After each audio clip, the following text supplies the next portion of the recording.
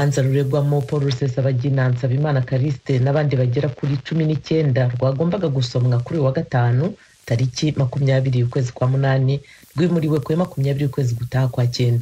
Umucamanza yasobanuye ko dosiye irimo abantu benshi bakaba batarasoza inyandiko y'urubanza. Mugenzi wacu Asumuta Kaboyiri i Kigali mu Rwanda abaye inkuru. Iki cyemezo cyatangajwe hifashishijwe uburyo bw'ikoranabuhanga. Inteko iburanisha buri rubanza yari Nyanza mu majyepfo y'u Rwanda, abaregwa bari muri gereza ya Mageragere i Kigali, naho abunganizi babo bari mu cyumba cy'urukiko rw'ikirenga. Umucamanza yasomye umwanzuro ko batabashije kurangiza kwandika urubanza kuko dosiye yari ngari, irimo abantu barenga 20 n'abaregera indishyi 80. Umucamanza yanavuze ko kandi bahuye n'indi mirimo bityo ntibabashe kwandika urubanza neza. Uyu mwanzuro wasomwe abaregwa bose bari kuwukurikirana muri gereza usibye Rusesabagina utahagaragaye. Gusa mu cyumba cy'urukiko rw'ikirenga kiri ku Kimihurura mu mujyi wa Kigali, aho hari abunganira Rusesabagina barimo Maître Gatera Gashabana ndetse n'umubirigi Vincent Lorque, kugeza ubutayemererwa kuburanira mu Rwanda nta wundi mubunganira abaregwa wari uhari. Ijwi rya Amerika ryabajije Maître Gatera Gashabana impamvu bitabiriye kumva icyemezo cyafashwe mu rubanza kandi bararwikuyemo. Nuko tuzi ko ari mu bazafatirwa icyemezo. Yego, ariko kandi kuba mwarivanye mu rubanza mukaba mwaje kumva icyemezo nabwo umuntu yakwibaza impamvu. Niba mufatiye icyemezo ifoko tubimenya bitewe n'imyanzuro izavamo. Maître Gashabana kandi yanasobanuye impamvu yazanye umunyamategeko w'umubirigi bari kumwe mu rukiko yambaye imyenda isanzwe irangwa bunganira abandi mu nkiko, kandi kugeza batarabasha kunganira Rusesabagina mu nkiko zo mu Rwanda. Yitwa Vincent Lorque, yaje kureba bijyanye n'ijisitema n'icyo kibazo. Yari yabasha kubonana nawe? Oya, ntabwo yashoboye kubonana nawe kuko ntabwo azashobora kubonana nawe kandi ndumva azagenda ejo. Uyu mugabo niwe wakurikiraga dosiye uriya Rusesabagina kuva muri Buraya. Hari ibyemezo byagiye bifatwa kuko yari yakurikiranwa no mu Bubiligi. Ni muri urwo rwego rero bashatse ko iriya dosiye mu Bubiligi bakomeza kuyikurikirana hamwe n'u Rwanda. Ariko ndabona bitari gushoboka. Yaraje kugira ngo Kamema arebe n'umukiriya we amubwiraho ibyo mu Bubiligi bigeze. Atashye batabonanye. Ntabwo byamushobokeye. Kuba babishyize mu kwezi gutaha byo mwabyakiriye gute? Ubundi byari byaradutangaje kumva bavuga ngo bazarusoma mu byumweru 3. Kandi numva nawe ubizi ziriya manga hari izindi tuburana bajya bafata amezi 6. Mu minsi ishize nibwo byatangajwe ko umubirigi Vincent yashyizweho n'umuryango wa Rusesabagina bazamwunganire mu rubanza rwaregwamo mu Rwanda. Gusa urugaga rw'abavoka rwo mu Rwanda rwaje kumwangira rusobanura ko nta masezerano urugaga rw'abavoka bo mu Rwanda bafitanye nabo mu Bubiligi. Rusesabagina Paul yabaye umuyobozi w'impuzamashyaka ya MRCD ufite umutwe w'ingabo wa FRN. Uyu mutwe uregwa kugira uruhare mu bitero byagabwe mu Rwanda bikagwamo abaturage b'inzirakarengane mu bihe bitandukanye. Ashinjwa kandi ibyaha bitandukanye birimo iby'iterabwoba. Yasabiwe n'ubushinjacyaha gufunga ubuzima bwe bwose. Umubare w'abahitanywe n'igitero muri Burkina Faso wazamutse ugera kuri 80 nk'uko itangazo rya guverinoma ribivuga. Icyo gitero cyabaye kuwa gatatu ubwo abarwanyi b'Abakisilamu bigabizaga ikamyo yari itwaye abasivili iherekejwe n'abapolisi hafi y'umujyi wa Albinda. Nicyo gitero giheruka mu karere ka Sahel mu burengerazuba bwa Afurika muri uko kwezi. Abasivili 59, abarwanyi bashyigikiye guverinoma 6 n'abapolisi 15 barishwe. Guverinoma hamwe n'igisirikari babivuze ejo kuwa 4. Umubare w'abapfuye wari watangajwe ku ikubitiro kuwa gatatu wari 47. Ingabo zishinzwe umutekano zavuze ko hanishwe abarwanyi 80. Urugomo mu karere ka Sahel ku mbibi z'amajyepfo y'ubutayu bwa Sahara rwariyongereye muri iyi myaka ishize, nubwo hari ingabo ibihumbi za ONU, iz'akarere n'iz'ibihugu byo mu burengerazuba bw'isi. Urugomo rwibanze mu bice bihana imbibi bya Mali, Niger na Burkina Faso rwahitanye abasivili ibihumbi kandi rwakuye mu byabo ababarirwa muri za miliyoni kuva mu mwaka wa 2018.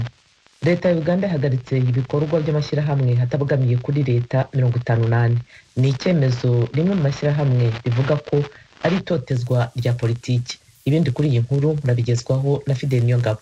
Iyo ngingo yafashwe ku mpamvu zitandukanye, harimo kutubahiriza amategeko asaba amashirahamwe ategamiye leta n'ayandi mashirahamwe kutivanga muri politiki. amashirahamwe yegwa n'iyo ngingo arimwo ayo ibikorwa vyayo ari uguharanira agateka ka muntu. Leta ya Perezida Yoweri Museveni yarabandanije kuremera amashirahamwe ategamiye leta mu kiringo c'imyaka itari mike mu kwagiriza amwe muri yo ko ashigikiye abatavuga rumwe na leta. Ayo mashirahamwe avuga ko ari totezwa rya politike. Mu kwezi kwa 12 mu mwaka uheze igipolisi carafunze umuyobozi w'ishirahamwe Chapter 4 Uganda kubera nebagura leta. Iryo shirahamwe riri mu yahagaritswe uno musi kwa gatanu. Yamara iryo shirahamwe rivuga ko kuri hagarika biri mu mugambi wa leta wo gutoteza abatavuga rumwe na leta imbere y'amatora ategekanijwe mu kwezi kuza. Perezida Museveni amaze igihe yagirizwa namwe mu mareta y'ibihugu vyo mu burengero bw'isi, amashirahamwe mpuzamakungu n'abatavuga rumwe na leta bari mu gihugu ko akoresha inteko zijejwe umutekano mu gutera ubwoba no gutoteza abatavuga rumwe na leta hamwe n'abaharanira demokarasi n'agateka ka muntu.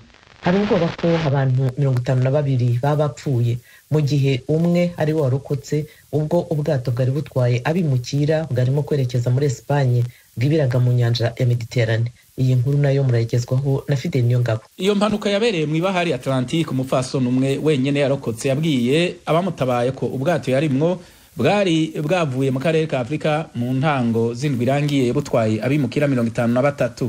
Abari mu bwato butwara ibicuruzwa babonye ubwato utwaye abimukira ku munsi wa kane ku birometero 255 mu manuko bw'amazinga ya Canary, baca bagabisha abajejwe ibikorwa byo gutabara byihutirwa b'igihugu ca Espagne. Umupfasoni yabwiye abamutabaye ko ubwo bwato bwari buvuye mu gice c'akarere ka Sahara ya mu burengero kari ku nkengera z'ibahari Atlantique, mu gihe abari muri bwo bari bavuye mu gihugu ca Cote d'Ivoire. Itorokanizo ry'amakuru ryo muri Amerika Associated Press rivuga ko abimukira bishira mu bibazo bikomeye mu gihe baba bariko bagerageza gushika mu karere k'Iburaya baciye ku butaka no mu mazi. Bamwe muri bo bakaba batakaza ubuzima bwabo mu gice c'ibahari Atlantique kiri hagati y'akarere ko muri Afrika mu burengero n'amazinga ya Canary yegukira Espagne. Ibiziga vya benshi mu basiga ubuzima bwabo mu ibahari Atlantique ntivyigera bitogwa. Ishirahamwe mpuzamakungu rikurikirana abimukira imenyesha ko abimukira batari munsi ya 250 bapfuye bariko bagana amazinga ya Canary mu mezi 6 ya mbere y'umwaka w'2021.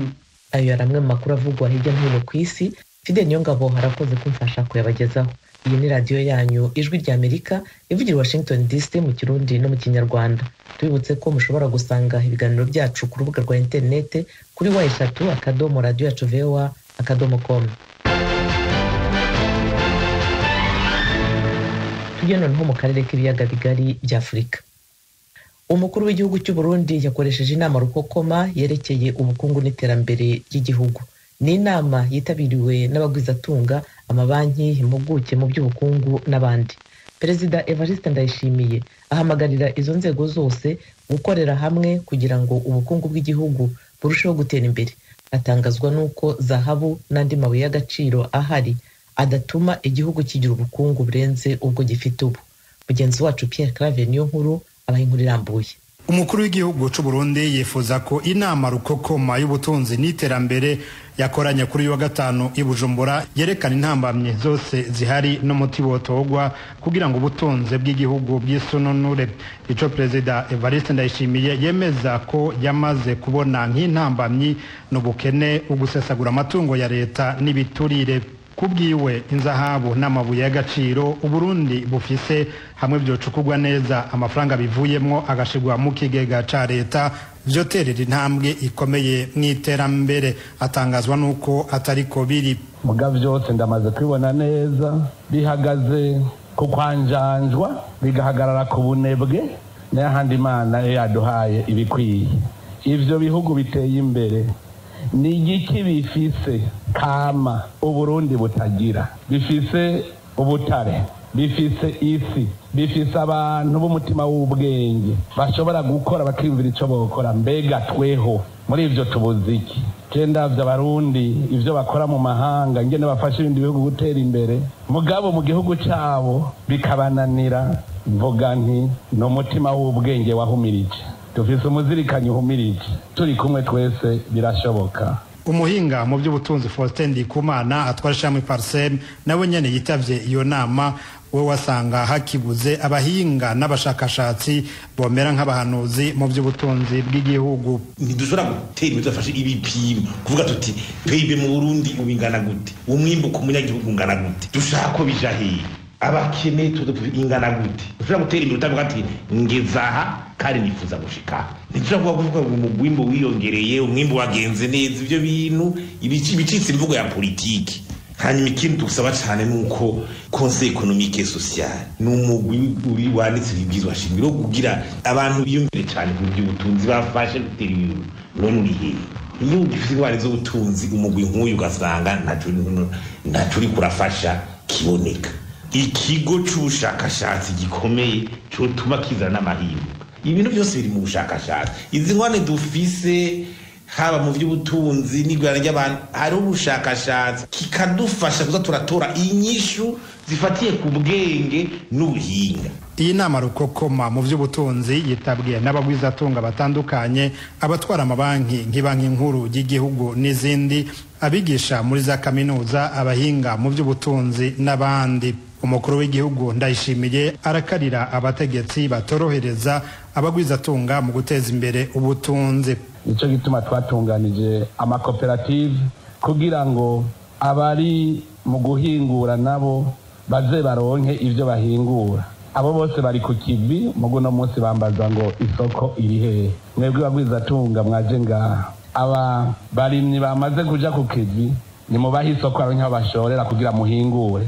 Mwejeje guhingura namwe mube murarondera isoko iyo mushorera. Idukeneye umugwizatunga usanga ariko ari dodomba yidodomba ko atarose ivyo akeneye kugira ngo ashobore gukora ico yiyemeje kubera ubushikiranganje bw'ubudandaji ataco buriko burakora. Uno munsi saho kwicara abenshi mu bagwizatunga bose bidodomba bavuga bati ubwo bushikiranganje bw'ubudandaji bwopfuma buvaho. Ndabeshi kubera muraburindira mukabubura. Naganda bemerere rero ngaho imbere yanyu ko nibwaba bwaranebwe ngiye kubusunika vyase tubashire ku ruhande. Dusanze ari ubunebwe tuzoheza tumengeye tubasunika. Ngira Imana umushikiranganje w'ubudandaji turi kumwe aho yavyumvise kuko arakuze. Iyi nama nkuru y'ubutunzi ni ya mbere ibaye ku butegetsi bushasha bwagiyeho ku mwaka uheze w'ibihumbi 2020 bwemeza ko bwashize imbere umugambi wo kugwiza umwimbu n'ubutunzi. Pierre Claver Nkuru, Kigali, ku bw'Ijwi ry'Amerika.